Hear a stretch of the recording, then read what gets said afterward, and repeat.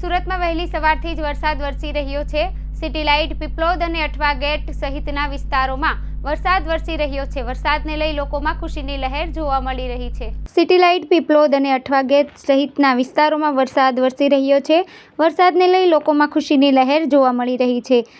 વરસાદે વિરામ લેતા વાતાવરણમાં બફારાનું પ્રમાણ વધ્યું હતું, ત્યારે આજે વહેલી સવારથી વરસાદી માહોલ જામતા સતત શહેરના વિવિધ વિસ્તારોમાં રીમઝીમ વરસાદની સાથે ભારે વરસાદ વરસી રહ્યો છે।